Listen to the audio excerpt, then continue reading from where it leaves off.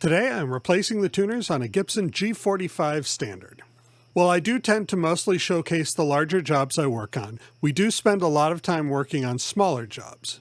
Neck resets are important, but a lot of the day-to-day work is much simpler.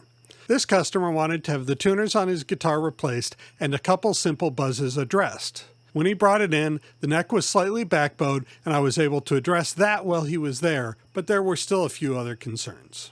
Short of a direct replacement with an identical tuner, this is as simple as a tuner replacement can go. The new gears are based on the old Gibson Deluxe tuners, which were made originally by Gibson.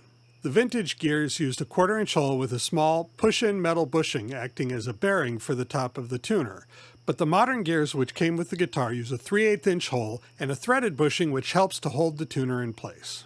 Fortunately, Gibson sells a replacement tuner which looks like a Gibson in the back and has the classic Gibson keystone knobs, but with a modern style of 3/8-inch bushing. I did have to drill some new holes for the mounting screws, but they were very easy replacements. I start by removing the old tuners and then finger tightening the threaded bushings to hold the new gears in place while allowing me to rotate them into alignment without worrying about damaging the finish. One of the tricky parts of a curved headstock, such as most Gibson guitars, is deciding how to orient the tuners. One option is to have the tuner button squared to the curve of the headstock, but this has no simple reference and basically ends with eyeballing the layout. Additionally, it can sometimes be difficult to use a string winder with this orientation. But Gibson typically does what they did on this guitar, which is to have the tuners perpendicular to the center line of the guitar. With the Gibson style tuners, you can easily line these up with just a straight edge across an opposite pair of tuners, and I can then use a transfer punch to mark out the hole locations.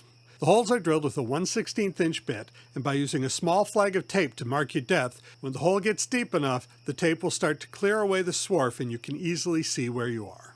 The screws are waxed and driven in. I like to do one hole per tuner at a time, and then mark and drill the other hole with the tuner solidly in place.